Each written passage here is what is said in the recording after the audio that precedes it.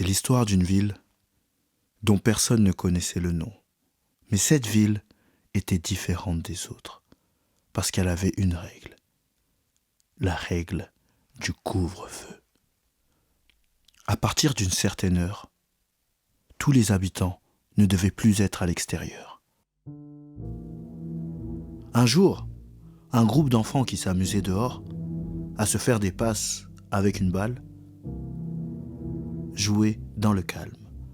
Un enfant, involontairement, lança la balle au loin. Le propriétaire du ballon était furieux. Il se dit « Mais pourquoi tu as lancé ma balle aussi loin ? Maintenant, va la chercher. » Mais personne ne voulait aller chercher la balle. Il était donc contraint de récupérer cette balle tout seul. Il partit. Et lorsqu'il revint, il ne voyait plus ses camarades. Ils étaient tous partis. Il était inquiet, intrigué, et se demanda « Mais pourquoi ? Où sont-ils passés ?» Et il commença à les appeler un par un. Élie, Arthur, Léonard,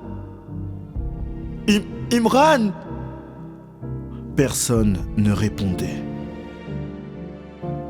Il commençait à avoir peur.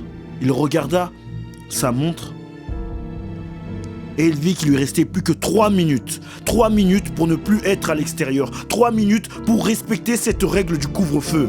Il regarda autour de lui, se dit « Mais où, comment je vais réussir à me cacher, à respecter cette règle du couvre-feu ?» Et au loin, il y avait un abri, une cabane. Il se dit « Si j'y arrive, en moins de 3 minutes, je pourrai respecter cette règle du couvre-feu. » Il commençait à courir.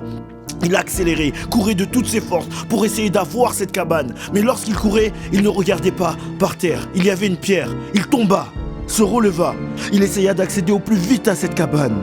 Il avançait, mais il était fatigué.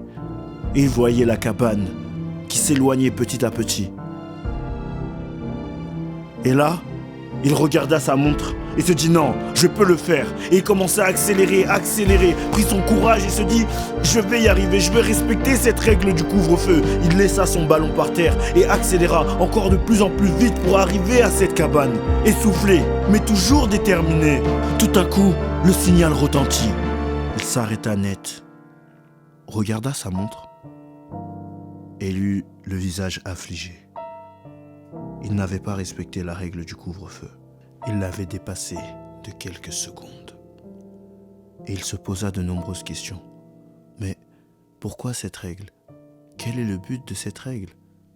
Peut-être que c'est juste une règle comme ça. Le ciel s'assombrit. Il commençait à faire noir. L'enfant avait peur.